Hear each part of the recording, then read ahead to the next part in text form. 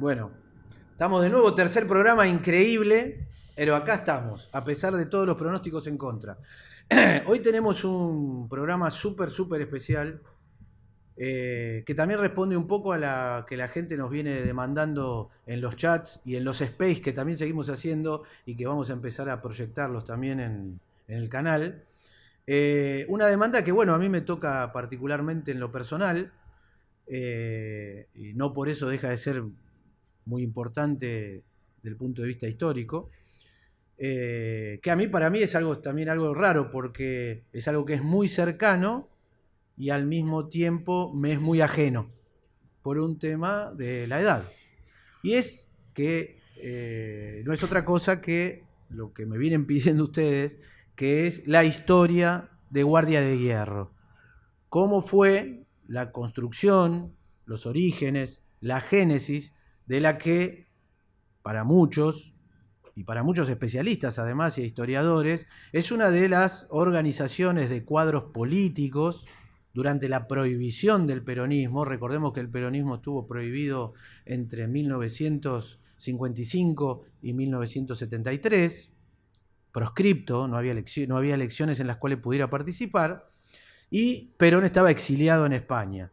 Bueno, en eso hay una ebullición de la juventud en los años 60 y forma parte de ese proceso la muy comentada y poco conocida historia interna de Guardia de Hierro. Y para eso, como habitualmente hacemos, traemos un invitado que nos permita ahondar en eso. Entonces, hoy nos vuelve a acompañar, como va a ser habitualmente en la medida que él pueda, Facundo Álvarez, que es politólogo, que me acompaña acá, y particularmente la que hoy nos acompaña es uno de los cuadros políticos, político-militares, oficiales, o como le vamos a preguntar a ella también, cómo se autodenominaban de los de más alto rango que aún nos acompañan, de Guardia de Hierro. Marta Cascales, la doctora Marta Cascales. Hola. Buenas noches. ¿Cómo Hola. estás? ¿Bien? Bien, estoy un poco conmocionada por esto de eh, los años que nombraste, de la existencia de Guardia y de las pocas que quedan, porque no sé si sentirme contenta o muy vieja. Y bueno, los años pasan para todos. Y lo bueno No está, pasan para el peronismo. no pasan para el peronismo. Y lo bueno es que podamos rescatar la historia directa de sus protagonistas y sus testimonios. Yo, digamos, Guardia de Hierro la funda mi padre, y toda mi experiencia es desde la perspectiva del hijo, de vivir la vida, pero además de lo que te cuentan, porque nosotros somos muy posteriores. Porque esto ocurrió cuando ustedes eran muy jóvenes. Efectivamente. Estamos hablando entonces de los orígenes y la historia de Guardia de Hierro. Y le vamos a preguntar a Marta, a la joven Marta, Ahí vamos mejor. a la joven Marta, a la de aquellos años también. Hay una suerte que el Alzheimer te hace recordar el pasado y no el presente, así que voy a ser muy fidedigna. No hablemos nada del presente. Voy a ser muy fidedigna porque el Alzheimer me lo va a permitir. Nosotros los programas son todos de temas de profundidad en la actualidad. Este es el primero que vamos a encarar, un tema histórico que tiene esta particularidad. Entonces, la primero sería, ¿cómo te enterás vos de la existencia de Guardia de Hierro? O sea, ¿qué edad tenías? Ah, eso no me gustó. Bueno, pero no aproximadamente. Eso no me gustó. Aproximadamente. Era joven y conformate. Muy joven. Muy joven. Muy joven. A mí me parece que hay que empezar por ubicarnos en el contexto de la época, ¿no? Es como si vos le preguntaras a un pibe de hoy, un pibe muy joven, si sabe cuáles son los boliches más divertidos para ir a tomar unos tragos o para ir a bailar. Y te vas a encontrar con que se desafían unos a otros, cada uno sabe más.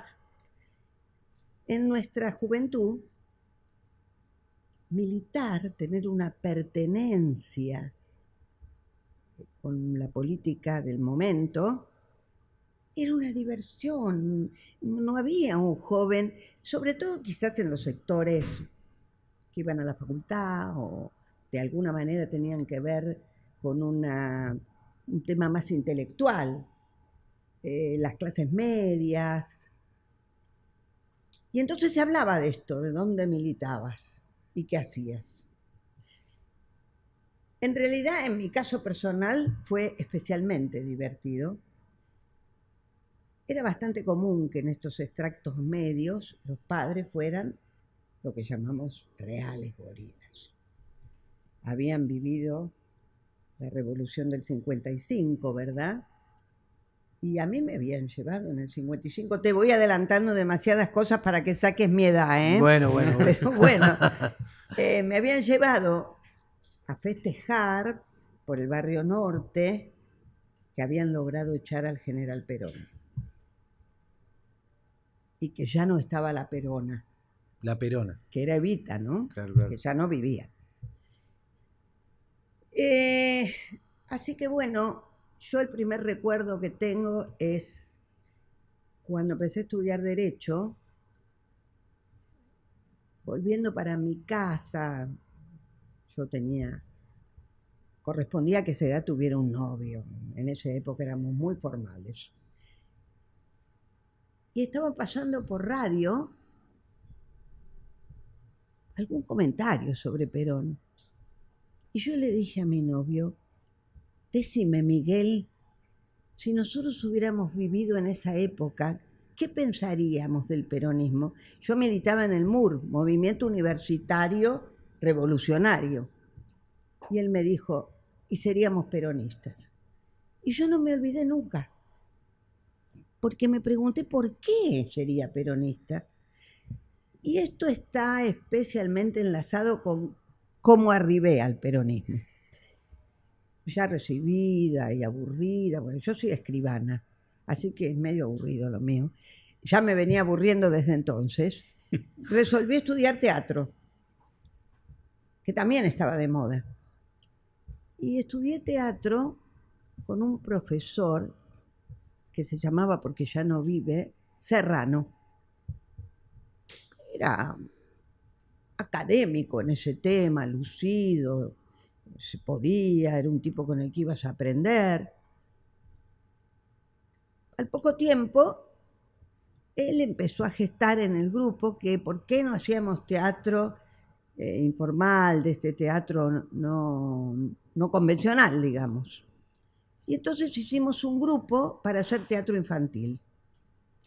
Ya estaba muy en boga que la temática fuera la revolución. No importa cuál, la revolución. Y entonces hicimos una obra con mucho éxito para niños que se llamaba Chapatuti en Sandilandia. Chapatuti era una vieja gorda, horrible, capitalista, que se comía a todos los campesinos que sembraban sandía y no les dejaba ni siquiera las semillas. Bueno, venían los padres con concepciones de izquierda también de moda y traían a los nenes para que les salieran marxistas de origen. Claro. No, eso no se podía perder. ¿Cuál era el origen del director del proyecto? Ahí entonces vamos. Era una cooperativa lo nuestro, nos organizamos como cooperativa. Y al poquito tiempo empezaron las discusiones con Serrano, el profesor de teatro que conducía todo esto y que nos había conseguido unas salas extramuros maravillosas.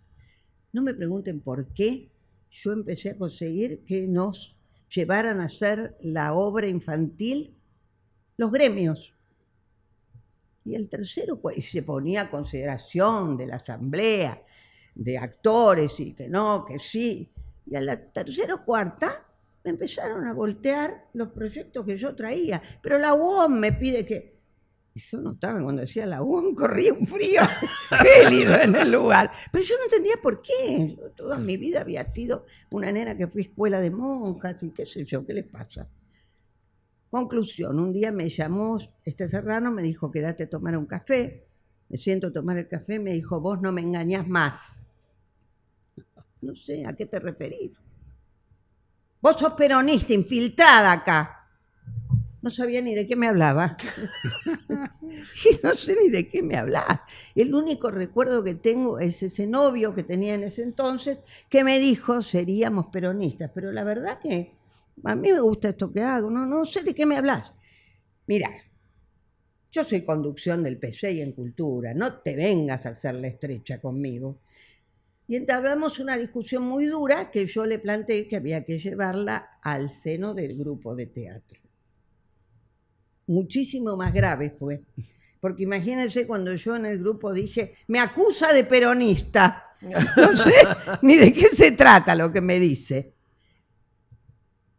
Disolví el grupo. Le disolví el grupo, así de simple. Yo no me daba cuenta ni lo que hacía, pero me quedó y dije, ¿qué será esto de ser peronista? Che, tengo que investigar porque se armó un lío bárbaro. Entonces empecé a preguntar entre la gente de teatro y me mandaron a ver a Carela y me mandaron a ver a Gené. Y a la tercera reunión salí peronista. La verdad que me sorprendió darme cuenta que siempre había sido peronista, como es el pueblo peronista. Por eso no lo podía entender intelectualmente, porque el peronismo es con el corazón, no con la cabeza. Pero el director quería ir llevándolos... Por el peor lugar, por la cabeza, por la razón. Quería ser buenos afiliados del Partido Comunista. Tal cual. Así que bueno, así empecé. Y les vuelvo a repetir, en esta etapa, la pertenencia, por lo menos la de la juventud, porque yo era eso, una joven, pasaba por tener un proyecto político, en el caso del peronismo, para la comunidad en la que vivía, ¿verdad? Comunismo que estaba muy en boga. Todavía en esta etapa que cuento, todavía no podemos hablar de las organizaciones armadas, que ya existían, pero no se notaban en la vida cotidiana. Se entraba de otra manera a la política, los jóvenes, vuelvo a repetir. Y bueno, y así empecé a ver qué era esto y dónde me sentía cómoda. Y realmente me pasó, en el caso de Guardia, me pasó una cosa extraordinaria. Cuando empecé a la primera reunión, más o menos más grande, donde iban de distintos sectores de Guardia, descubrí que nunca me había sentido tan cómoda. Realmente fue un descubrimiento en la identidad, pero en la identidad cotidiana, no esa que después me trajeron que tengo que leer a Laclau para entenderla, no, sin ningún Laclau, ¿eh? Y bueno, y ahí empecé el camino. Pero ¿cómo fue? ¿Te invitaron? Vení que vamos a tomar el té a Guardia de Hierro. No, esa no es la me parte. invitaban cuando mucho mate, qué té ni té. ¿Había un proceso de ingreso o no? Sí, pero primero tenías que encontrar por dónde entrabas. Yo debo reconocer que Guardia fue una organización política de juventud cerrada. Quizás podamos reflexionar juntos si esto tenía que ser, si tenía que ser cerrada. No olvidemos que esos años fueron muy intensos, muchachos. Fueron años que por la intensidad de lo que ocurría, y era de verdad, parecen que fueron muchísimos, y no fueron muchísimos. Guardia se funda en el 61, efectivamente la funda tu padre, con Tristán. Yo a Tristán no lo llegué a conocer, y se disuelve en el 74. En el 61 yo era una niña que todavía no había llegado, estaba estudiando, y valga también que cuando se pasó en determinado momento a creer que la militancia para los jóvenes era imprescindible, no una elección, sino imprescindible, alguien le preguntó al general Perón qué tienen que hacer los jóvenes. El general Perón dijo, estudiar. Pero no, nosotros queríamos militar. No, tenés que ir a estudiar. Así, más o menos. Más o menos. Empezaba para militar, lo primero, hazme el favor, En 5 años me terminás la facultad y te sacás buenas notas, ¿eh? Después hablamos. La patria te necesita un profesional que sepa lo que hace.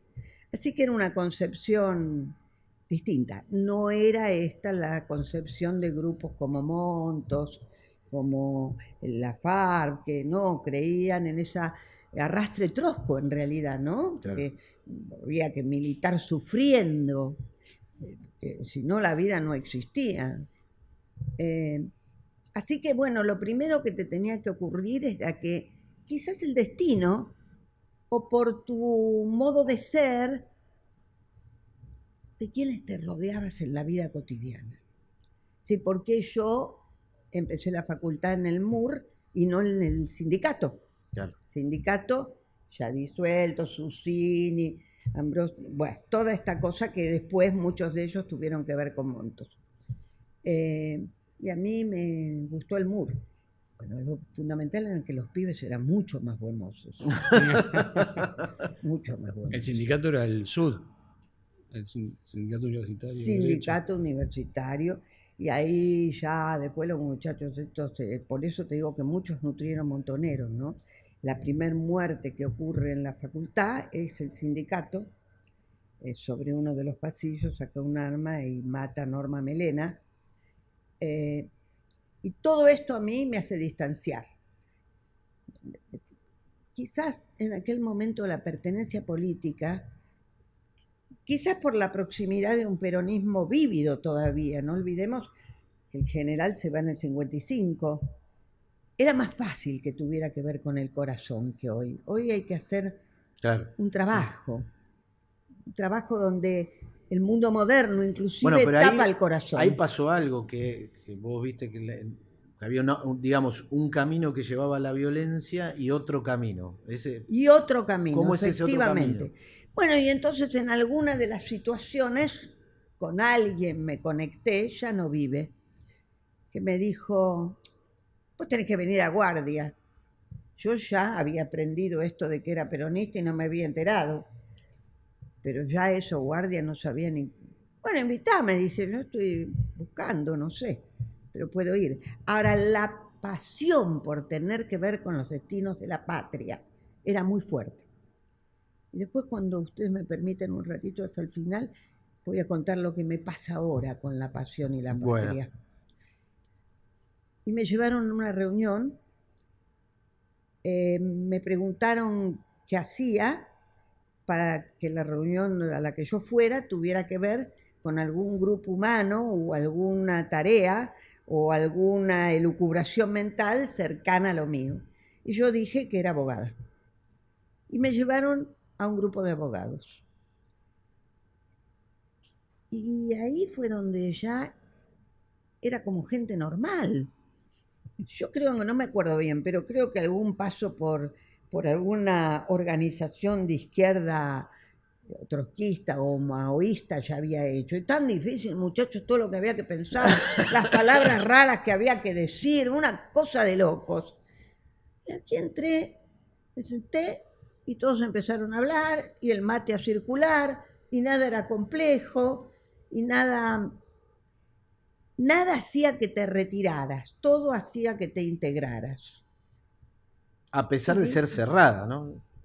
Es que no era cerrada adentro, era cerrada hacia afuera. Por eso te digo que podríamos en algún momento a lo mejor reflexionar sobre si esta cosa cerrada para afuera era justificada con la época, ¿no? Porque nada peor que los hechos históricos sacarlos de contexto y juzgarlos. Entonces quizás tenía que ser así, sobre todo teniendo en cuenta que Guardia nunca fue una organización vinculada con la violencia. Entonces, quizás que otra protección nos quedaba en un mundo que afuera estaba terriblemente violento, más que cuidarnos entre nosotros mismos y poner una cierta distancia a quién y cómo ingresaban. Así que bueno, así empecé. Les vuelvo a contar que yo, con la fundación de Guardia en el año 61, tuve poco que ver. Ya cuando yo ingresé a Guardia, Guardia estaba estructurada como la organización que luego fue en el seno del propio movimiento peronista, es decir, ya no tuvo más cambios, los que tuvo, como el trasvasamiento, fueron formales para adecuarla a lo que el general pedía que hiciéramos, pero no hubo cambios de estructura internos, ninguno, ya estaba y así fue. Y quizás la experiencia que viví más profunda, cercana a mi ingreso, fue la venida del general Perón. ¿Y cómo era esa estructura organizativa? Bueno, era una estructura cuasi militar. Yo no sé muy bien si era para jugar a los milicos o era en serio. La verdad que no sé cómo la pensó tu viejo y lo que era el Estado Mayor. Porque era vertical, tenía una disciplina de mandos, pero era re divertido, no sé si era muy en serio. Bueno, se ve que a ustedes les parecía divertido. No sé si... Capaz. Pero ¿sabes qué? Que tenía por un lado, vos no te olvides que los jóvenes tienen muy a flor de piel todavía querer descubrir. Yo ahora no tengo nada que descubrir, pero esa edad uno todavía tiene mucho por descubrir. Entonces una organización que entras y hay que descubrir cómo es la organización.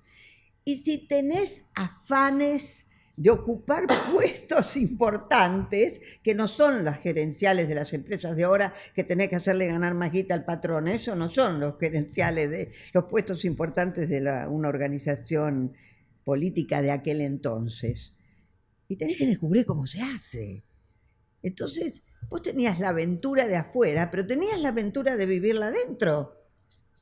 Si vos querías transcurrir cargos de mando, llamémosle, que lo eran, y tenías que descubrir cómo se hacía, qué pasaba y cómo se llegaba. Y llegar, que tenías un jefe, claro, que te permitía llegar o no. Y cuando se resolvía que alguno de los compañeros ocupara una jerarquía mayor, tampoco sabías cuándo se reunían, quiénes se reunían, pero te llamaban y te notificaban, claro, que habías pasado y que ahora tenías como responsabilidad, a su vez implicaba que ibas a tener mando sobre un cierto grupo de compañeros que o habían ingresado después que vos o no habían tenido interés en desarrollar o no lo habían logrado. Y entonces eso era, yo les vuelvo a decir, yo no sé si lo transmito, era muy divertida vivir la política, era la vida por Perón, no la muerte por Perón. claro. Entonces esos eran los motos, esta historieta, porque había que morirse, que nosotros teníamos que vivir, ¿cómo era esto? Claro. Así que era muy estimulante. Pero al mismo tiempo con una especie de clandestinidad porque el peronismo estaba prohibido, digamos. Claro, esto es que yo estoy contando fue poco antes de la venida de Perón, y no olvidemos que yo lo estoy contando desde mi propia organización. Ahora, si por un rato colocamos esta organización en el mundo exterior donde ocurría, no era una broma lo que pasaba, no era una broma, se jugaba la vida de verdad, y de verdad jugabas los destinos de tu patria, porque los destinos de tu patria eran que el general Perón volviera. Que ese era como el objetivo principal fundamental. En guardia. En guardia. En los demás lugares tenemos que tener en cuenta que no hubieran pasado los acontecimientos de Plaza de Mayo cuando ya el general da uno de sus últimos discursos, si todas las organizaciones juveniles hubieran pensado esto mismo que digo yo. Para nosotros era creo que lo tenemos el general. ese video. A ver.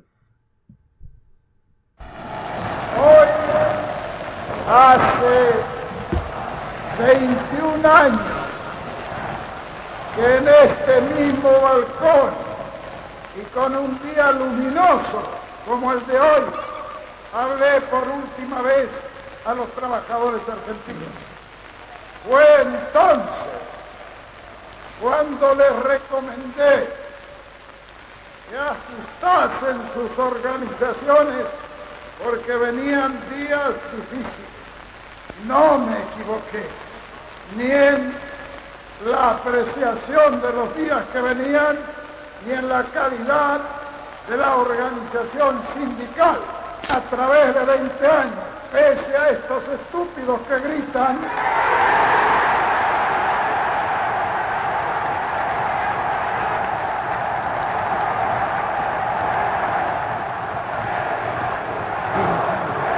Está muy bien.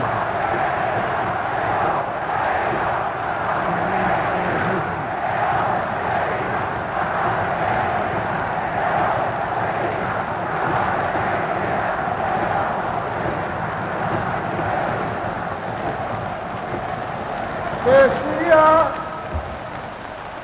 que a través de estos 21 años las organizaciones sindicales se han mantenido inconmovibles y hoy resulta que algunos imberbes pretenden tener más méritos que los durante 20 años lucharon.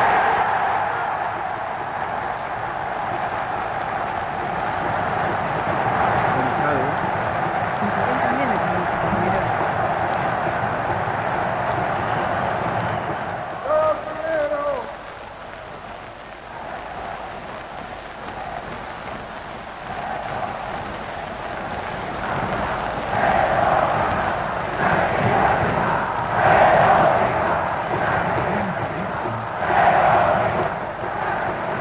Peronistas y yanquis y marxistas. Ahí ya empieza el tumulto. Por eso, compañeros, quiero que esta primera reunión del Día del Trabajador sea para rendir homenaje a esas organizaciones y a esos dirigentes sabios y prudentes que han mantenido su fuerza orgánica.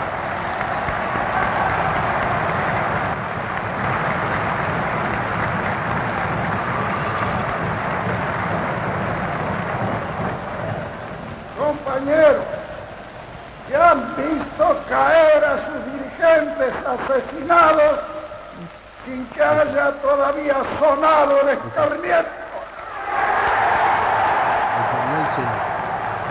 Ahí está. ahí se- ¿Dónde estabas vos ese día? La plaza siempre se organizaba de una manera particular. Tanto siempre estaba a la izquierda. Guardia siempre estaba. Nos hemos reunido durante 9 años en esta misma plaza. Y en esta misma plaza hemos estado todos de acuerdo en la lucha que hemos realizado por las reivindicaciones del pueblo argentino.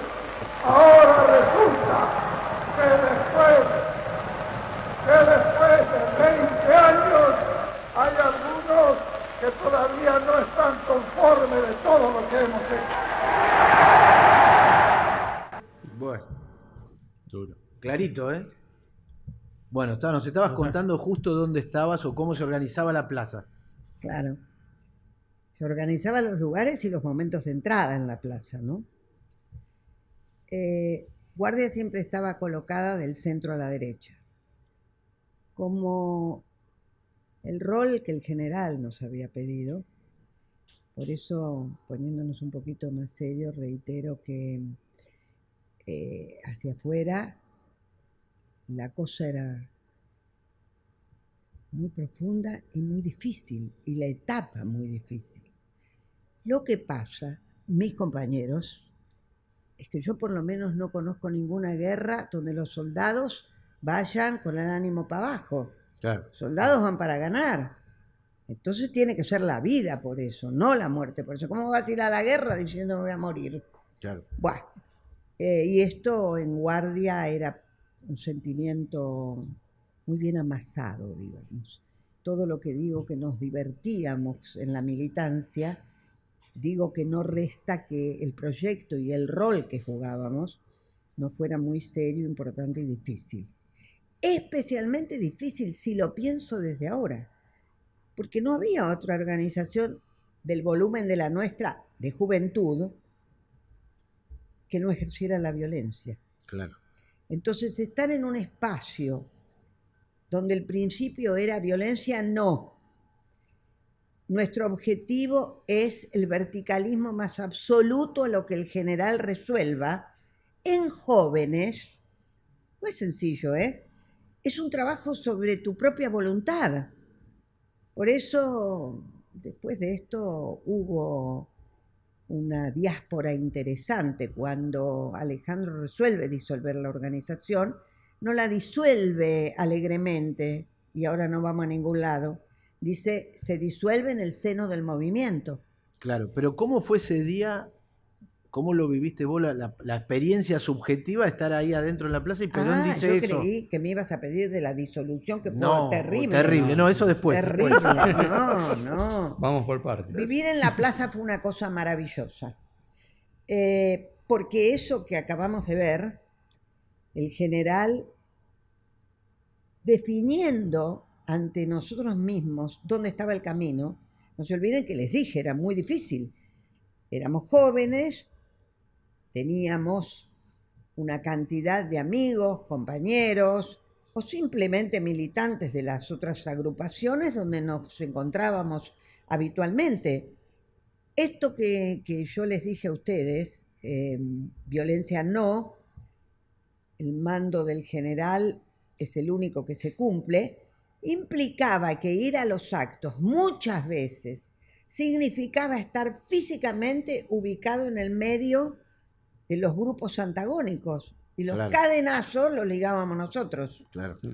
Entonces, pasados los años, ahora, y como quizás mensaje, con tu permiso, Sí. a la época, a esta, la actual, y a lo que nos resta vivir en el peronismo, esta formación de la voluntad y de la responsabilidad y de quiénes somos en el peronismo fue muy interesante y quizás es lo que nos permite, tantos años después, retomar esta doctrina que ya parecía que había pasado un ciclo, aunque pareció un siglo, olvidado de nuestras conciencias. Tengo acá una pregunta que no me puedo dejar de ir, que es, porque acá nos pegamos un salto, porque bueno, aprovechamos que vos lo citaste, pero nos faltaba el regreso de Perón y Ezeiza. ¿Cómo se organizó eso? Y cómo está, ¿cuánto fue la mayor expansión de Guardia en miembros orgánicos? O sea, encuadrados, lo que es como si fuera un ejército, con nombre y apellido, digamos. Guardia tenía todos sus miembros pertenecientes encuadrados con nombre y apellido. Esto de la periferia para Guardia no existía, en una organización muy cerrada. Muy cerrada. Según tengo entendido, tenía expediente cada uno. Debía ser, me lo estás contando ahora, tanto no sabía. Ya me puedo volver para atrás y pelearme. ¿Qué es eso de haberme hecho un expediente? Quizás la ida de Ezeiza fue uno de los momentos donde más rompimos este encuadramiento rígido y solo para nosotros. Pero fíjate lo interesante, ahí cuando parece que esto era Guardia, los que realmente eran terriblemente duros, rígidos y por otros motivos en los actos públicos, eran las organizaciones armadas. Montos llevaba a su gente con una barrera de palos hechos que si entrabas caminando no podías volver a salir. Nosotros jamás se nos ocurrió eso. El famoso corralito. El famoso corralito. Y lo siguen haciendo hoy en día sus admiradores. Por eso te digo, quizás sería interesante, hay mucho para recuperar, como una organización que parece cerrada, no tenía ningún corralito y era absolutamente abierta, que es un principio del peronismo. ¿Cómo el peronismo va a ser cerrado al pueblo? Imposible. Es para ustedes, los politólogos, hacer una reflexión sobre la conducción, ¿no? Sobre la conducción política. Ezeiza yo lo recuerdo como uno de las movilizaciones donde más Guardia se abrió como tal, asumió una conducción más general, convocó más a distintos sectores simplemente populares. Yo siempre milité, otro día hablamos de eso, de cómo se encontraban y se repartían en guardia los lugares que militabas, que por supuesto no los elegías. Ibas donde No, te ¿cómo mandaban. por lo que entendí, te lo asignaban como Te en lo el ejército? asignaban como en el ejército. Creo que en el ejército debe ser igual. No es solamente por Eso, el sí. grado, sino por la tarea que ibas a realizar. No la elegías. Te tocaba tal lugar. Claro. Yo milité siempre en el Frente Cultural. Yo nunca milité en territorio, salvo alguna etapa donde se pensó inteligentemente otro proyecto desde la cultura, que era donde estaba la gente, ¿no? Donde estaban los teatros del centro. Entonces el Frente Cultural fue mucho a los barrios y ahí hicimos cosas muy lindas, muy divertidas, muy interesantes. Pero bueno, Ezeiza. En Ezeiza, para mí, que militaba en el Frente Cultural, se resolvió convocar a organizaciones vinculadas con la cultura no peronistas, porque era la vuelta del general Perón. Convocaba el general, no convocaba a ninguna organización para nosotros. Después en Ezeiza pasaron otras cosas que muestran que esto era así para el pueblo, no para el conjunto de las organizaciones políticas, ¿verdad? Y fue, vuelvo a decir, no sé, pese al riesgo, claro, que era verdad, pero era muy divertido. Nosotros convocamos a distintas organizaciones que tuvieran que ver con la cultura, con ómnibus que salían desde el Teatro Cervantes. Yo nunca me enteré, por ejemplo, de dónde salieron los ómnibus, porque eso lo hacía la parte de logística de la organización, Claro. qué sé yo, de dónde salían los ómnibus. Yo estaba al frente de los grupos que iban a ir a Ezeiza desde ahí. Fue un gran desafío para nosotros, que me parece que todavía hoy no hemos recuperado el movimiento peronista, porque tuvo muchísimo que ver con la comunidad organizada. Lo que hacíamos es, si teníamos que ir desde el Teatro Cervantes y con gente que no era militante ni mucho menos, sino que simplemente eran peronistas y querían venir a Ezeiza, claro, y no tenían la menor idea, iban sin ninguna conducción, desafiábamos ser la conducción. ¿Qué fue lo que pasó? Previo a lo que pasó, la organización nos dio a cada uno de los jefes, que a veces éramos poquitos, porque como hubo que cubrir muchas áreas, yo no sé si alguien alguna vez habló de esto ya, creo que no. Que exclusivo de Pensando Argentina. No, pero realmente es que es Pensando Argentina.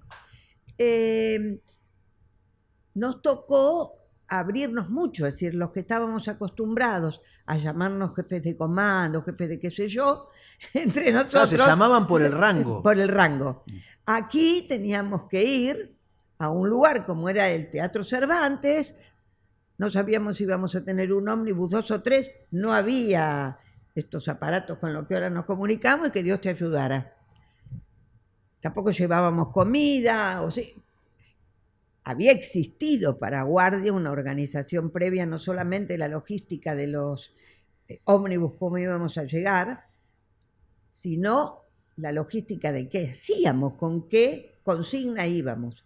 Pero la consigna no bajó en una reunión, bajó en un texto escrito. Yo lo tuve hasta hace muy poco tiempo y tengo mucha pena de haberlo perdido, y vamos a ver si logramos que algún Yo busqué compañero... busqué en el archivo que tengo, no lo encontré, pero vamos a seguir buscándolo. Era una hojita color amarilla, escrita a máquina, no había computadoras, muchachos, y si había no eran del conjunto, donde con un idioma muy poético nos daban la consigna de lo que había que hacer, y solo recuerdo la frase final. El contenido lo recuerdo de todo, lo que hacía era marcarte, ya lo sabíamos lo que iba a pasar, no sabíamos la anécdota exacta, pero sabíamos qué concepciones de poder se jugaban ahí. Así que era el Frente Negro y el Frente Rojo. Ese texto lo tengo ubicado mentalmente. Bueno, habrá que buscarlo. Bueno, búscalo. Enfrentándose y arruinando para el pueblo la llegada del general. Esto decía el texto de una manera preciosa, y decía dónde se ubicaba guardia. En esos dos polos, y decía en el centro, como siempre, ni negros ni rojos, celeste y blanca como nuestra bandera.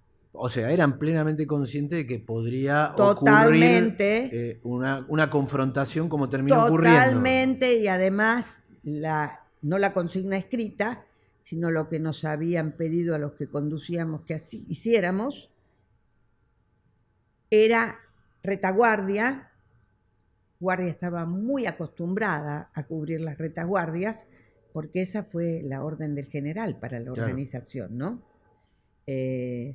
Inclusive cuando los compañeros estuvieron en España, el general les preguntó por qué quieren estar en la vanguardia, si lo que ocurre en serio ocurre en las retaguardias. Así que la nuestra era ir atrás, en la retaguardia. Era muy difícil cumplirla porque llevábamos gente que no eran cuadros militantes y lo que querían estar lo más adelante posible. Claro, al lado del palco. Claro, y vos tenías que...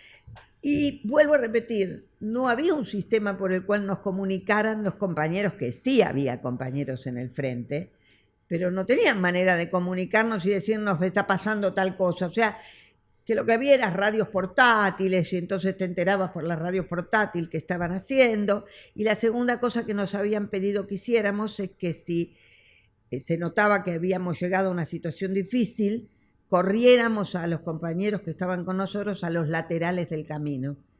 No nos pusiéramos en el medio de la ruta, sino campo traviesa, digamos. Y la tercera consigna muy importante es que mantuviéramos la tranquilidad y la paz de los compañeros, que no alarmáramos. Claro. Que no alarmáramos. El peronismo siempre es la vida y no la muerte, así que alarmar no. Estábamos en la fiesta de la llegada del general Perón. Y bueno, quizás de mis actos de militancia este sea el que yo recuerdo como de mayor compromiso, porque nosotros llevamos un grupo importante en cultura para este entonces de la historia de la Argentina, que hay que volver a pensarla. Ya muchísimas organizaciones culturales, bueno, no en vano después se ganaron las elecciones con el margen que se ganó, ¿no? O sea que había mucho. Pero entre lo que había la Orquesta Filarmónica, el Coro Nacional de Ciegos, no importa, ciegos iban igual. Era muy fuerte el cuerpo de baile del Teatro Colón, el cuerpo estable del Teatro del Cervantes, el Teatro San Martín. Y pese a que nosotros militábamos hacía mucho tiempo en cultura, nos pasaba como pasaba en tantos otros lugares de esto. Los montos de superficie acarrearon esto que fue la tendencia, y entonces teníamos muchos compañeros de teatro importantes que no apoyaban esto, tenían que ir adelante, no usaban armas, pero la actitud era una actitud de vanguardia, no de retaguardia. Y Ezeiza requirió mucha protección en la retaguardia. La misma protección y el mismo accionar que el pueblo peronista ha tenido siempre en los momentos en que no tenemos un conductor en el poder, y estos han sido muchos, ¿no? No es que el general Perón nos vivió... Estaba pensando ahí que justamente eso, que el ámbito que se suele llamar de la cultura es un ámbito muy dominado por la izquierda en general. Por la zurda, ¿no? sí, o sea, por la zurda. Con lo cual... Me encontré con mi profesor, ¿eh? Después en otra oportunidad les voy a contar una historia muy divertida con mi profesor. El de teatro. Sí, de teatro, que conducía. Yo creo que estaba Álvarez también. Álvarez padre, el otro, con Facundo llamamos Álvarez, hay muchos Álvarez. Somos familia. Bueno, la cultura tiene los dos polos, ¿verdad? Tiene la izquierda, que hace el trabajo ideológico de la cultura, y tiene la derecha, llamémosle conservadora, trivial y poco importante en la concepción, no solamente en la concepción política. Suele ocurrir también las Mirta Legrand. Claro. Las Mirta Legrand. Bueno, así Pero que la efectivamente disputa por la militancia, llamémoslo de alguna es con la manera, izquierda. es con la Es izquierda. con es con la la izquierda. izquierda, los actores, Es con los la izquierda. cantantes, ¿no? Ahora hemos sumado este tema de la, ¿no? De la, Efectivamente. como lo vemos en televisión, muy activos, ¿no? Efectivamente. De cualquier manera, en el tema de organización sindical de la cultura, hay mucha derecha trivial, ¿eh? Sí. Y como ahí juntan la plata, Claro, pero yo lo entonces que ahí les veo que gusta. eso, lo que vos decís, derecha trivial o sectores o por ahí un poquito más tradicionales y conservadores, no los veo confrontando. Entonces, con ese otro sector, entonces la izquierda es como dominante. En la política. Ejerce un dominio. En ¿no? la política, pero para mi gusto hay que dividir aquello que es el mensaje político de lo que es el mensaje cultural profundo. Claro, ¿Quién conduce la cultura de este pueblo? claro. Hoy además incluso vemos a nivel No lo global- conducen No, la izquierda, ¿eh? no. No. Pero a nivel Eso para global un sector. hay como una tendencia de la izquierda dominando, ¿no? La situación fuerte. También, pero es también es para pensar la Argentina. Y el... Y cuando llegamos a ese lugar, Alejandrito, siempre hay que pensar qué hizo el general. ¿Qué hizo en la cultura el general? Claro. Y lo arreglás enseguida. Tú pensaste un ratito y ya está. ¿Qué hizo el general? Porque el problema es la cultura, que es la tradición de nuestro pueblo. Los demás que hagan lo que quieran. Claro. El otro punto que tengo acá, para seguir, era cómo era la formación. O sea, está este mito que yo me hago eco, Sí. de la formación política del guardián, digamos. ¿Cómo era? ¿Cómo lo formaban? ¿Cómo se formaban? Terrible, ¿Cómo se terrible. formaban? Durísimo, La fama, muchacho. La fama La fama. te precede. Durísima. Si hay que formar, llamemos guardianes. Claro. Sí. Durísima, durísima. En estas reuniones que yo les conté qué cómoda me sentí cuando fui a la primera, se hacían casi semanalmente, sí te sentías muy cómoda, pero había que abrir el libro y leer Perón. Por no decirte que algunas cosas había que saberlas de memoria, Claro. como la Constitución, como el preámbulo, ¿viste? Como Claro. antes, por lo menos a los pibes les enseñaban aquel preámbulo. Y hay una razón, el preámbulo tiene los principios básicos del ordenamiento jurídico, por lo menos en este país. Bueno, con la doctrina pasa lo mismo. Las 20 verdades de arriba para abajo y de abajo para arriba. ¿Y qué más leía? De cualquier manera, te voy a explicar. Hubo otra organización de esta misma época, mucho más pequeña, que era Encuadramiento. Claro, a ver, Encuadramiento ¿cómo era era el como tema? una maqueta de guardia. Sabía la música, pero no la letra. Entonces era rígida, te obligaban a formarte, te juntaban fines de semana enteros para que ahí aprendieras no sé qué cosa. Bueno, ¿y cuántas horas dedicaban entonces a la formación más, digamos, rígida? Muchas. Por empezar, por lo que ya les conté. Vos podías elegir entrar y ser, qué sé yo, no ascender, no tener que ver con las conducciones. Podía ser porque no te interesaba el poder, o porque no te interesaba la política, o porque no te interesaba el sentimiento en el que creías que vos tenías que poner, porque la patria estaba en un momento que había que poner todo, no importa qué motivos era. Pero había compañeros que le daban, la obligatoriedad era mínimo una vez por semana, mínimo ir a los plenarios, mínimo ir a las organizaciones, a los encuentros de las organizaciones dentro de guardia, que tenían que ver con determinados comandos. No se olviden que además había temas donde se reunían compañeros de otras edades, brigadas, secundarios, Claro. y entonces, bueno, por ahí si vos estabas un poco por arriba o tenías más edad, tenías que ir a las reuniones. Alguna vez te decían, y ustedes vienen a la reunión de brigadas, que eran divertidísimas, porque eran unos pibes re jóvenes. Eran más jóvenes, claro. Muy jóvenes, muy jóvenes. Todavía hay algunos Sí, por ahí sí. de brigadas que son muy divertidos. Y después había como temáticas donde se resolvía. Nunca la línea pasaba fuera del peronismo, ¿eh? Claro. Nunca te hacían leer cosas que no. Había después libros que se ponían de moda y Claro. empezaban a hablar entre todos. Che, pero vos viste, Alejandro lee Clausewitz. Todo el mundo por el libro de Clausewitz. No, mirá que Alejandro ahora está leyendo. Ahí salían unas cosas No, me rarísimas. consta porque reniego con los libros que me han quedado, que calculamos que son unos 60.000. Bueno, Así él que- leía en exceso todo el No, tiempo, tremendo. pero cuando... Y había otros compañeros, algunos, Sí. que me estoy acordando ahora, muy cerca de Alejandro, años antes, compañero salteño, Pedro, Sí. ya me voy a acordar del apellido, Pedro era filósofo. Tuvimos la etapa de los curas, También, claro. y teníamos que leer el Evangelio, la Claro. Biblia, pero ahí ya no era que te obligaban, era que no se podía estar porque no sabían ni qué hablar. Y Claro. después, como todos los pibes, nos juntábamos a comer pizza a la salida, íbamos a fiestas donde bailábamos, se armaban noviazgos, tenían que ser públicos, ¿no? Historias privadas. Tenían que estar raras, autorizados. Tenían que estar, no te diré que autorizados, pero bueno, tenías que tomar un cierto compromiso. Nada de estar un día con uno y otro con otra, eso no, eso ahí no. Y tenía razón. A mí me costaba entenderlo porque era joven y me gustaban unos cuantos, pero bueno, no se podía. No se podía. Pero bueno, fue de una trascendencia. Bueno, hubo un casamiento masivo. Sí, en Córdoba. En Córdoba. ¿En Un Córdoba tren o en Rosario? En Rosario. En Rosario. Un tren despachamos a Rosario.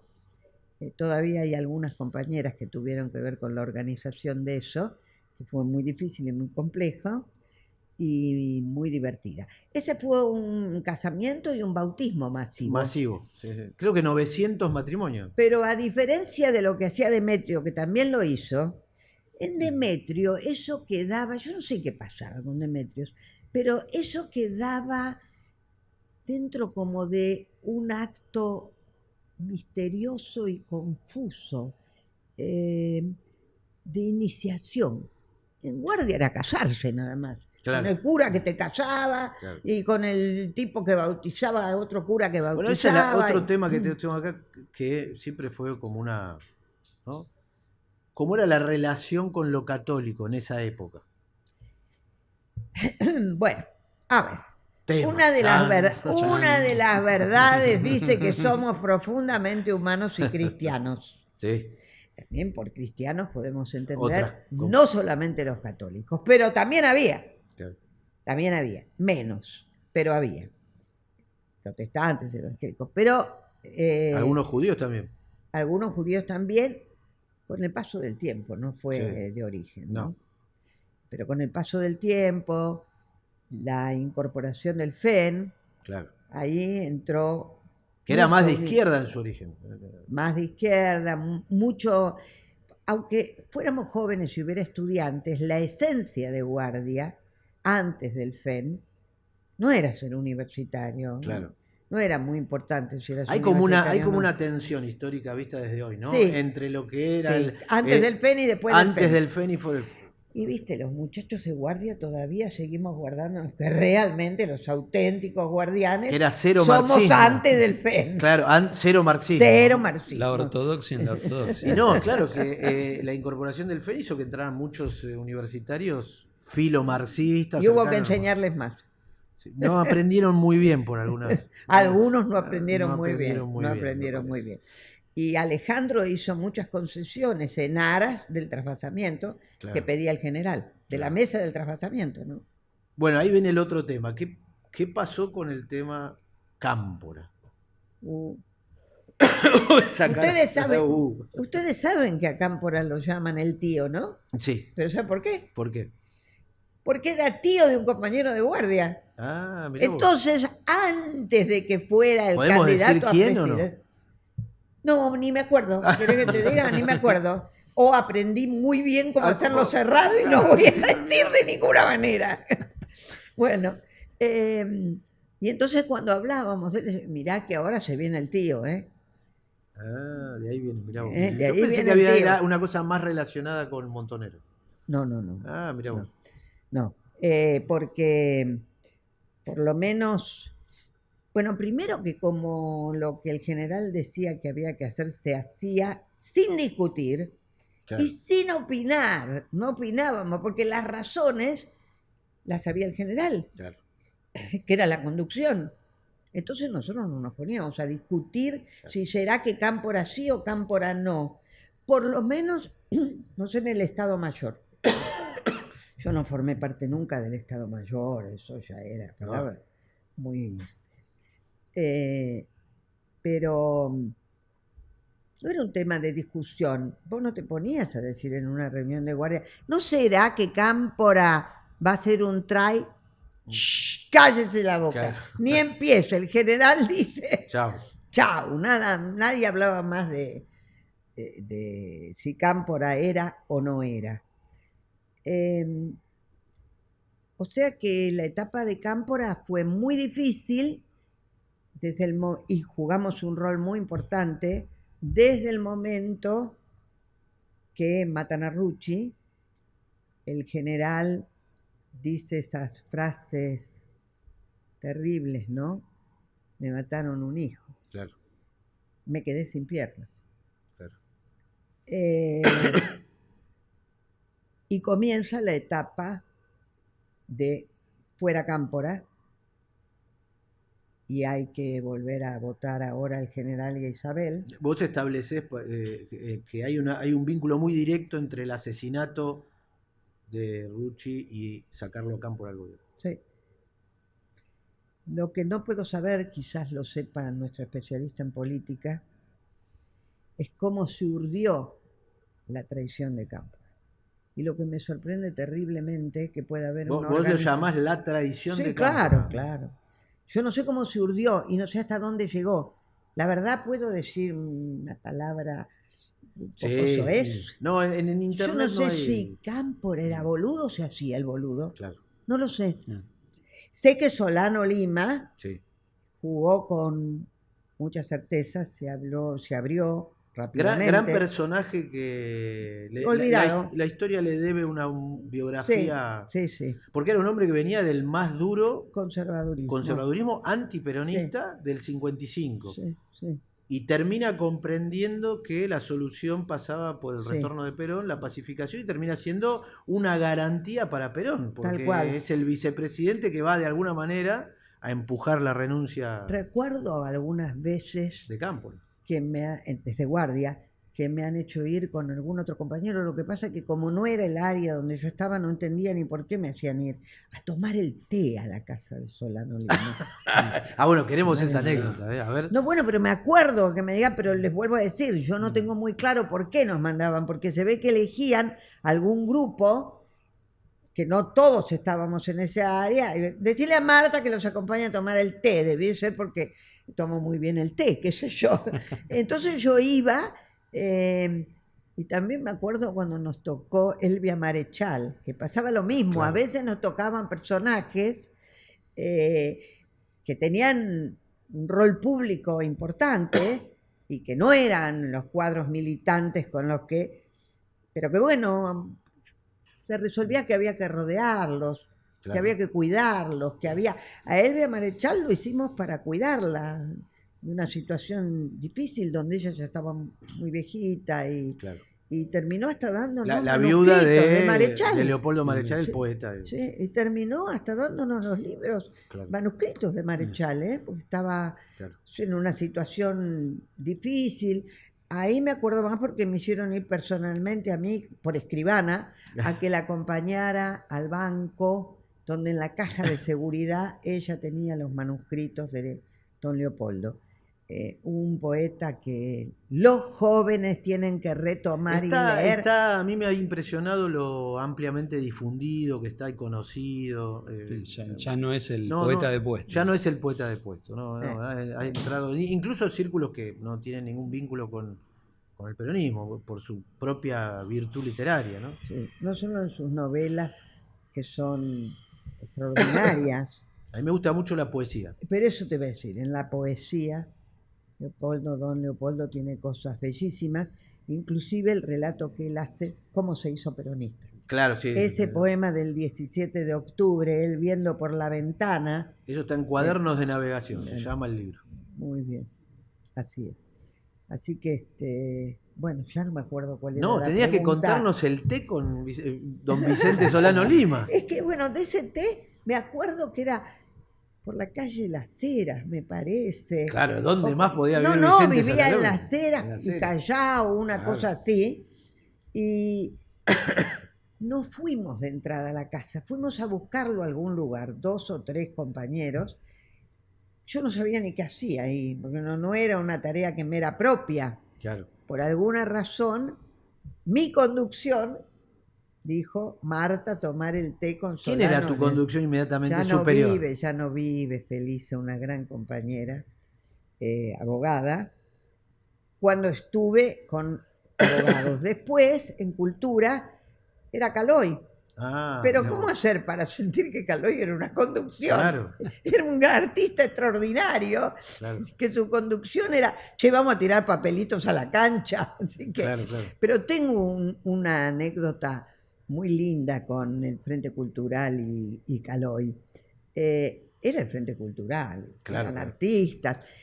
Alejandro se la tenía que comer y bancarse, que no era Tengo una caricatura hecha de mi de padre. Caloy, por Caloy. seguramente. Muy divertida. Y venía el general. Entonces nos dieron unos tachos de pintura para que saliéramos a pintar. Nosotros, porque teníamos que ver con la cultura, nos tocó la zona céntrica, donde está el Teatro Colón, donde está...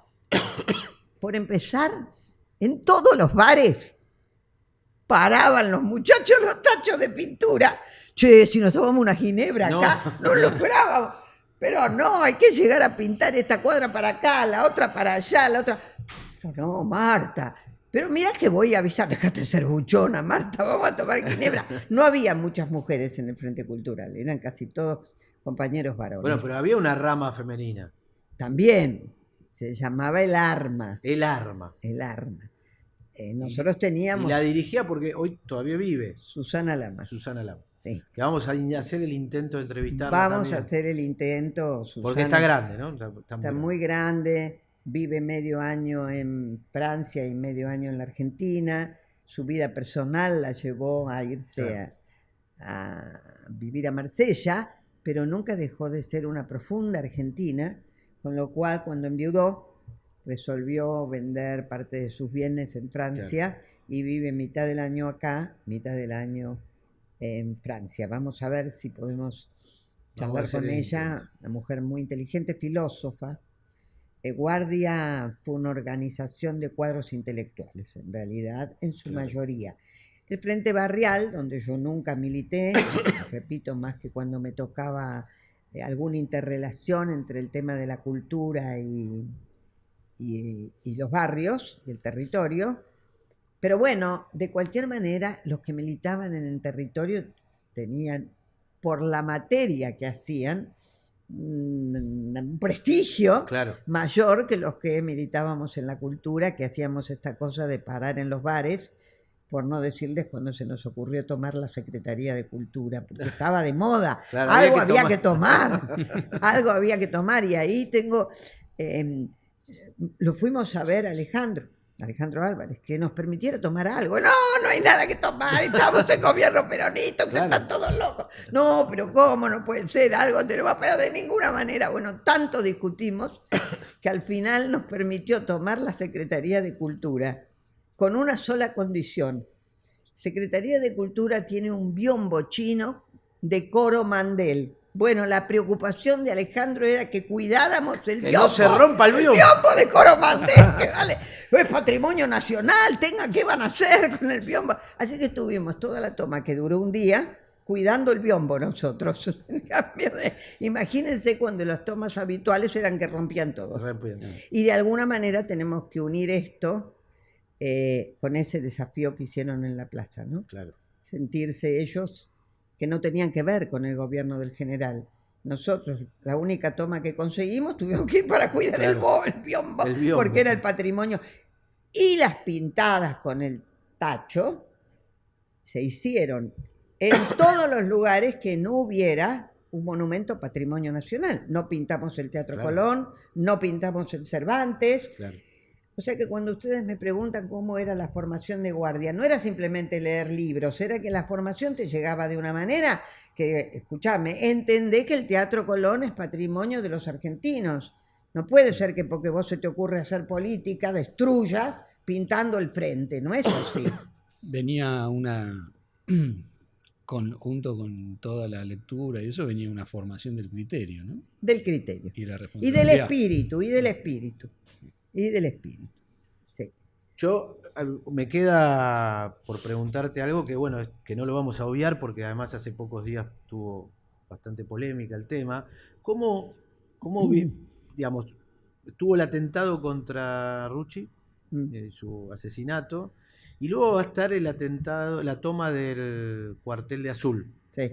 ¿Cómo viviste esa reacción que fue muy fuerte de Perón frente a eso, no? Lo de Rucci fue terrible. Yo intento de alguna manera, porque es el único sentido que yo transmita, porque para transmitir hechos ideológicos están los libros. Yo lo único que puedo agregar y hacer más vívido es la anécdota que me pasó porque yo estaba ahí. Lo de Rucci fue una cosa, primero, incomprensible para el pueblo peronista. ¿Se imaginan que acabamos de ver cómo estaba el general un poco después? Desen idea cómo estaba en ese momento. Yo ahí lo vimos enojado. Yo recuerdo un Perón de duelo, de dolor, de mucho dolor. Fuimos al entierro de Rucci. Guardia no era una organización que participaba en el conjunto de los actos, no siempre, algunos ni íbamos. Al entierro de Rucci fuimos. Recuerdo el lugar donde nos formamos. Guardia en general se encolumnaba e iba al final, la última, hacía el cierre. Y también seguramente porque es otro espacio de la retaguardia, ¿no? Cerrar los desfiles o cerrarlos. Nosotros salimos de un lugar muy distante donde se reunían las demás organizaciones, seguramente por lo mismo, como protección. Esas son cosas que se resolvían en el Estado Mayor y no nos preocupaba saberla, porque el mismo criterio de verticalidad y de no se discuten las órdenes que da el general, bajaban en el total de la organización, porque así tenía que ser la formación. Así que lo que resolvía el Estado Mayor nadie lo preguntaba ni lo discutía, por lo menos los que realmente se quedaron en guardia un largo tiempo. Igual tampoco hubo compañeros que se fueran a otras organizaciones, que se fueron dejando de militar, ¿no? Y lo que pasa es que fue ir a un entierro. Claro. Y al entierro del hijo del general, ¿no? Claro. Nosotros nos costaba comprender que tocaran bombos. ¿Quién va a un entierro tocando el bombo? Claro. Ni gritando. Entierro en silencio y compungido. Y un hecho muy poco claro, porque hasta que estos muchachos, creo que fue Firmerich el que dijo, nosotros matamos a Rucci, pasó un tiempo, no fue inmediatamente, ¿no? Cuando lo pienso ahora, no sé ni siquiera cuántas horas habrán pasado desde el que el general, que debe haber sido él, asumió que se diera públicamente la noticia. ¿Cuántas horas pasaron desde que ocurrió hasta que el general pudo hacer que se diera la noticia? Una noticia donde además, cuando lo vas a comunicar desde el dolor, y el general no tenía otro lugar, parece bajarse la concepción rigurosa del mando, porque el dolor te impide que seas autoritario. Y está bien que no lo seas, pero ese dolor así solamente lo pueden entender los que comparten el sentimiento. Entonces, fue muy difícil. Y yo, esto es personal mío, siento que sigue siendo difícil hoy. Claro. Yo sigo sintiendo que esa terrible frase, todavía no se escuchó el escarmiento, sigue siendo real. Todavía no se escarmentó eso. Sí. Y ahí viene una escalada de violencia, como te decía, lo que fue después el asalto del cuartel de Azul Sí. y el asesinato de los oficiales. Sí, yo eso no lo viví, no fue un hecho que recuerde que en la organización, sí, por supuesto que fue, pero no fue un hecho que Porque a tuvo- partir de ahí empieza la famosa reunión, se van los 8, la ley antiterrorista. Sí, pero te vuelvo a repetir, yo ya ahí no puedo hablar intelectualmente, Claro, pero no algo vivido. Claro. no hubo por alguna razón. Yo trato de ser lo más franca y honesta posible, porque Claro, me claro, parece claro. que no tiene sentido que venda lo que no es. Lo que no. Entonces, por alguna razón, aquellas cosas que si querés nos ponemos poner a ver si conseguimos todavía cuadros de guardia que recuerden otros hechos o que hayan participado, quizás por alguna razón se resolvió que eso no trascendiera. Ustedes no se olviden que muerto el general, guardia resuelve disolverse y se disuelve, más allá de todo lo que podemos hablar en otro momento de la disolución de guardia, pero se disuelve porque el objetivo de la creación de guardia fue que Perón volviera a la patria y la verticalidad del general. Y el general ya no estaba. ¿Cómo fue la muerte, pero? No, terrible. Vos sabés que ese mismo día murió un querido compañero en la cola para ver los restos del general, ¿no? Yo estaba en Mendoza por un tema militante. Habíamos terminado aceptando preparar unas obras de teatro. Había todo un criterio de recuperación de la cultura nacional, entonces teníamos algunas obras de teatro que estábamos haciendo un circuito por el país para poder darla. Y habíamos ido a Mendoza.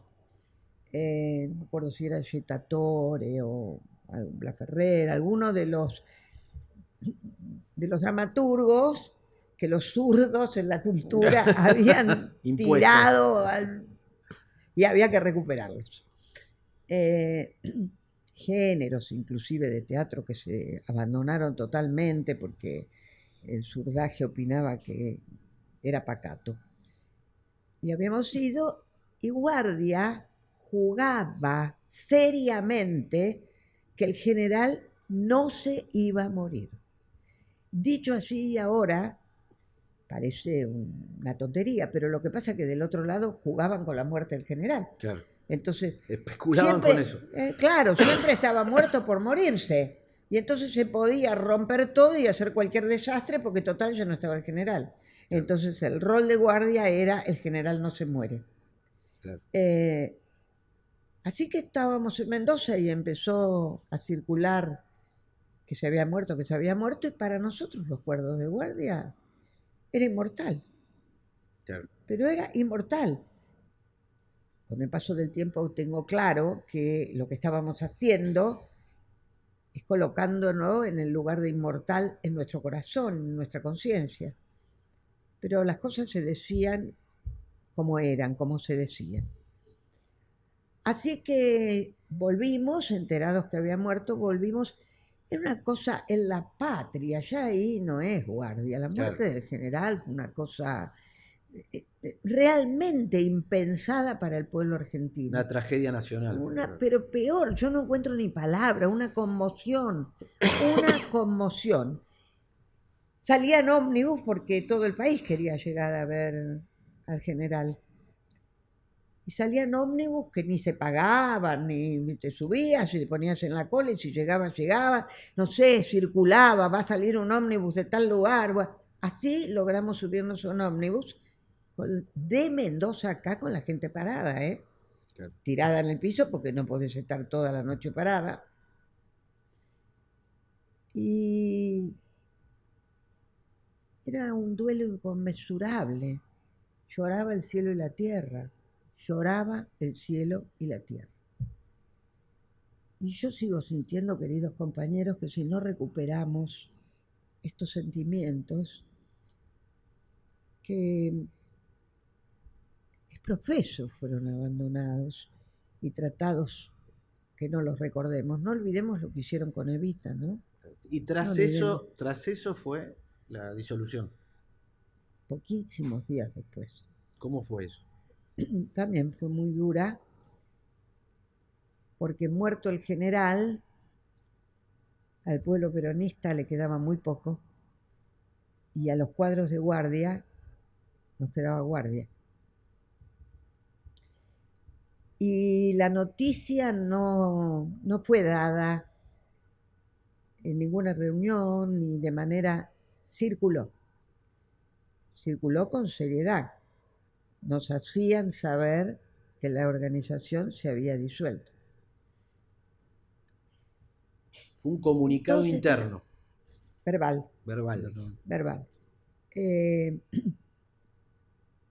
Con el paso del tiempo, yo comprendo el motivo estratégico también. En ese momento no había manera de comprender nada, porque además circulaba que Alejandro iba a hablar y explicar en tal lugar, en Villa Pueyrredón, plaza tal. Tú llegabas ahí, había cientos de compañeros, y Alejandro venía o no venía. Y así nos debe haber transcurrido un mes, por lo menos, hasta que Alejandro resolvió, fue en un club, no me acuerdo en cuál, en un club de barrio, donde resolvió que iba a explicar. Yo, pensado desde ahora, creo que debía haber, aparte, una razón de protección de los cuadros. Claro. Yo creo, ahí no sabíamos cómo seguía el cuento, ¿no? No, bueno, recrudeció la violencia de los grupos armados. Claro, y no solamente. Sí. Y no solamente. ¿Y cuánto sabría el Estado Mayor? Sí sé, no sé cuántos lo saben esto, pero muy poco tiempo después a Alejandro le plantean, imagínense la efervescencia, ahora olvidemos las organizaciones juveniles y pensemos en el peronismo. Imagínense la efervescencia del peronismo institucional, no del pueblo peronista. El pueblo peronista lloraba y punto, desconsoladamente, sin saber qué hacer. Así como te digo que se murió un compañero en la cola, pocos días después, por ejemplo, se murió mi padre, y yo creo que se murió de tristeza y no era peronista. Estaba de duelo la Argentina, estaba gravemente de duelo y perdida, sin jefatura, sin afectos, sin proyecto. Una cosa desesperante, pero desesperante de verdad, ¿eh? No un cuento. Lo que pasa es que todo lo que vino después hizo que parezca vergonzoso mostrar sentimientos. ¿Cómo vamos a mostrar el sentimiento de que el pueblo peronista llora porque no tiene a Perón o Evita? Bueno, la CLO estaría muy en contra, no se puede. Pero pasaba así pasó. Y yo justamente sin ese dolor, pero creo que si nosotros no recuperamos los sentimientos de este pueblo, que nos hace ser una doctrina distinta a casi todas, y seguiremos sin encontrar camino. Porque si no lo encontramos desde el corazón, no lo vamos a encontrar, ¿eh? No lo Igual vamos a siguieron encontrar. en contacto, muchos, ¿no? A Lo que pesar de la ocurrió- disolución. Bueno, lo que digamos. ocurrió es que después de esos 15 días, un mes, que te vuelvo a repetir, yo no estaba en el Estado Mayor, igual veía a algunos del Estado Mayor que tampoco hablaban. Yo creo que estaban primero consternados realmente. Claro. Sí, no lo pongamos en posición de saberlo todos. Estaban consternados. Estaban tan dolidos como estábamos los demás, estaban expectantes y con una responsabilidad mayor que la que teníamos el resto de los cuadros.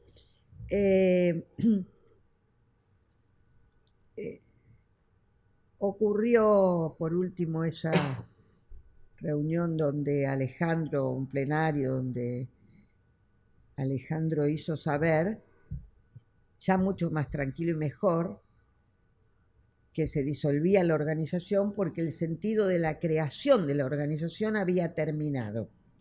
Y también me gustaría, para la reflexión de Pensando Argentina y los politólogos, cuál sería el sentido y el objetivo del peronismo juvenil hoy.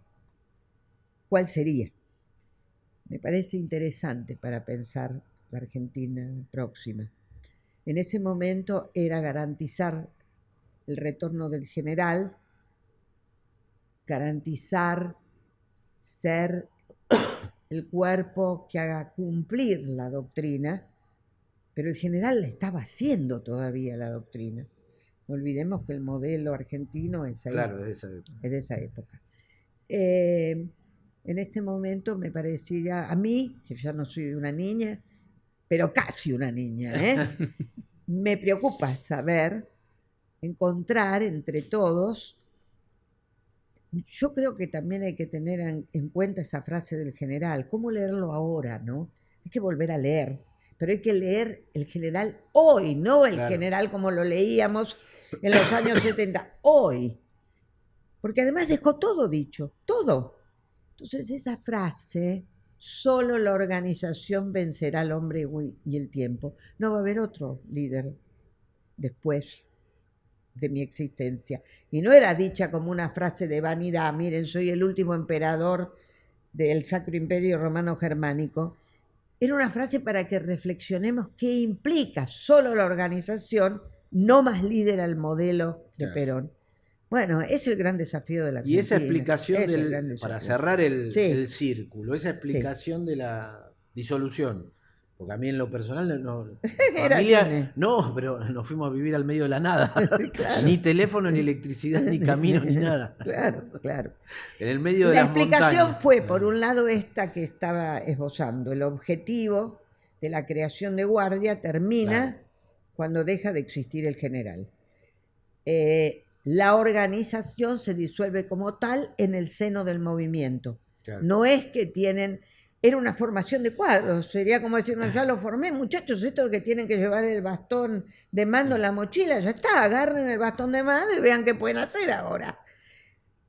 Hay que repensarlo también. Ahí yo te quería hacer una puntualización y una pregunta también, ¿no? Porque es difícil, desde la lógica del análisis político más típico, pensar en la disolución, en la autodisolución de una organización, ¿no? Que tenía un poder político en ese momento importante. Yo sé que a muchos desde ahí, no, o sea, además de la cuestión de la identidad, la pertenencia, ¿no? A muchos les pesaba desde el punto de vista de incluso su propio poder, ¿no? Y de cosas que he escuchado, leído, me han contado. Entonces, por un lado eso, ¿no? Y por otro lado también, esto, por ahí hacer un poquito de énfasis en esta cuestión que por ahí está detrás o al costado de todo lo que nos contaste hasta ahora, que es una pregunta puntual, ¿no?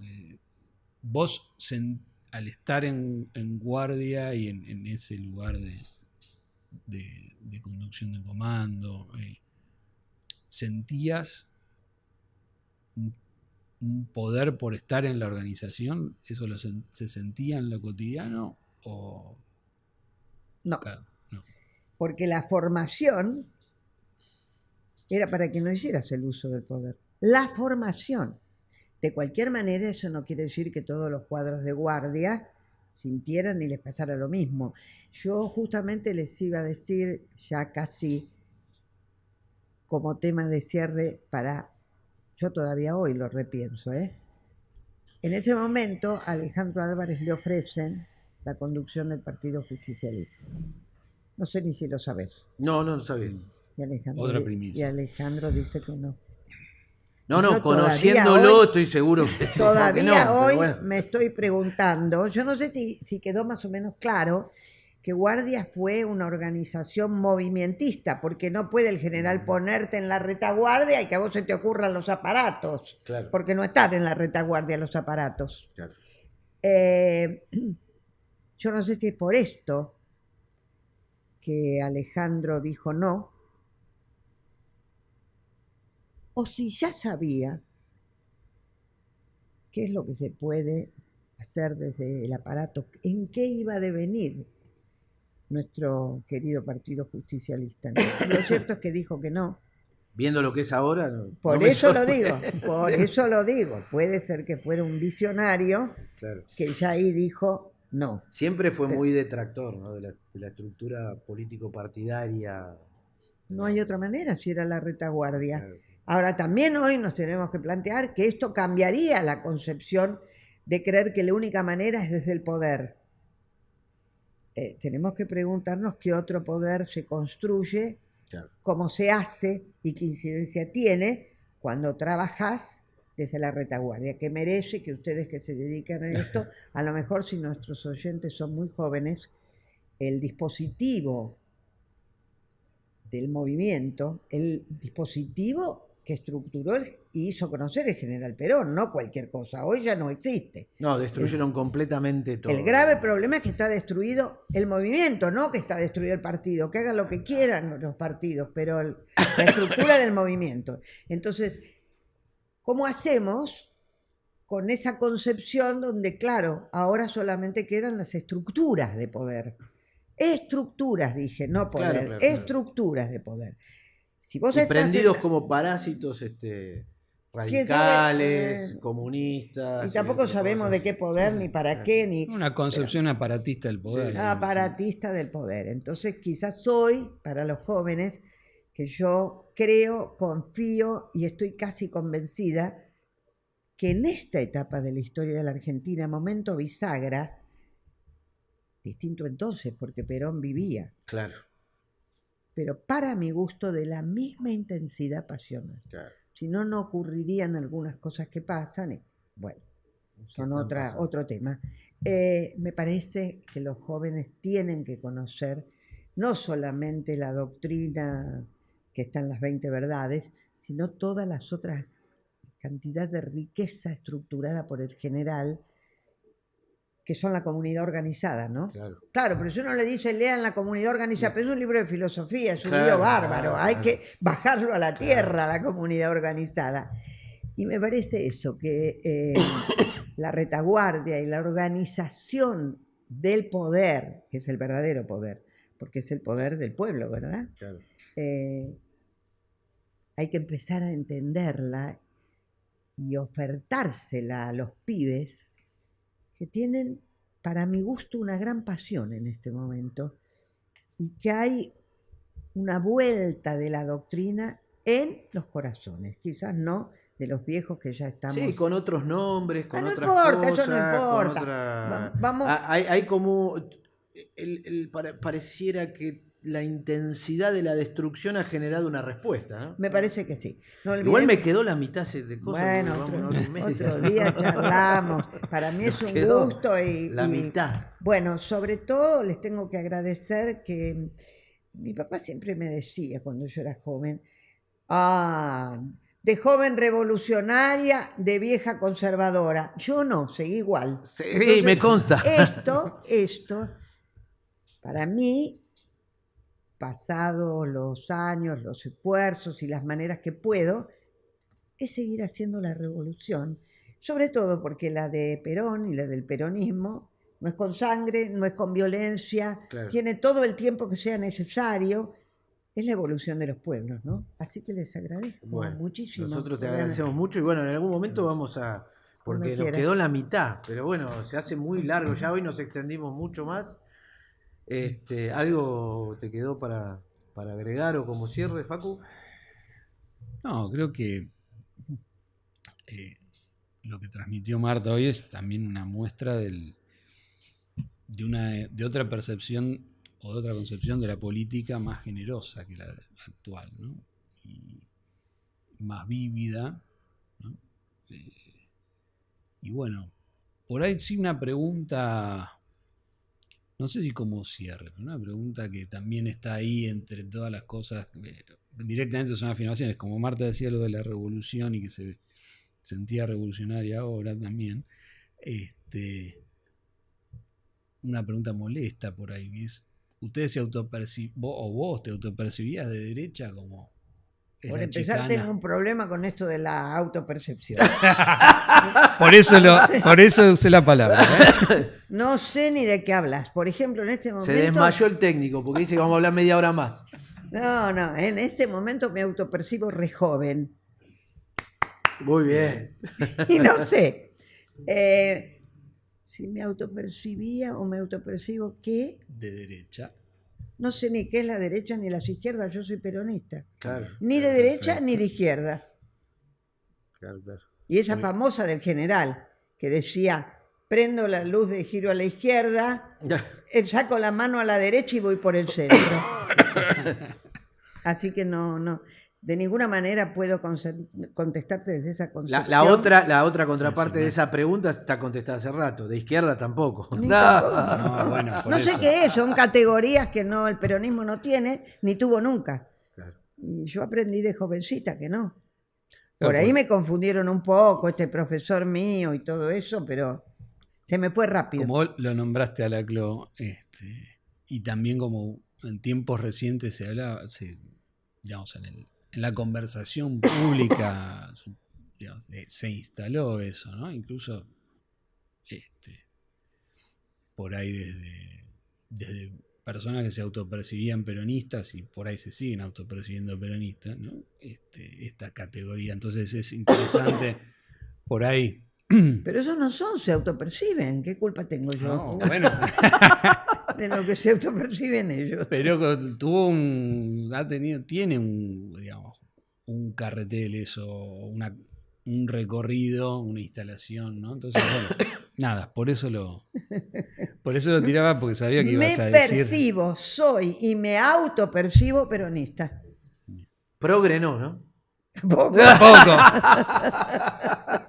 Bueno, Bien. se nos fue recontra el tiempo, pero fue maravilloso, así que Muchísimas gracias. ya nos la comprometemos para seguir, porque nos falta la época del proceso militar, los 80, si tenemos para hacer dulce de historia política, pero el objetivo capítulos. son como 4 capítulos. Una temporada. Una temporada de Marta. Y sí la comprometemos para que Veamos si ubicamos a lo de Susana Lamas. Me encantaría ver si podemos completar con algunos muchachos Sí. demetrios que no se enojen Sí. si les No, decimos que se no. acuerdan de la música y no de la letra. Y lo vamos a lograr.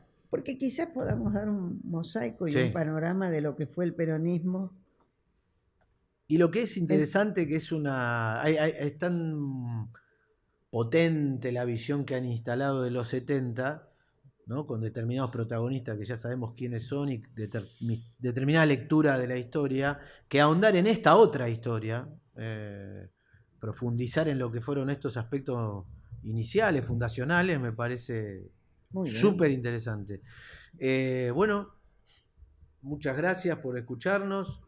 Suscríbanse, denle like. Ahora me dijeron que tengo que decir eso.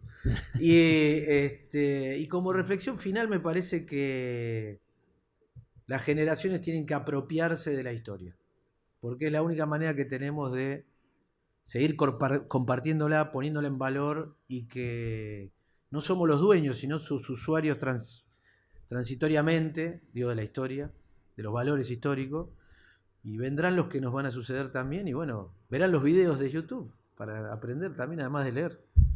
Buenas noches. Muy bien.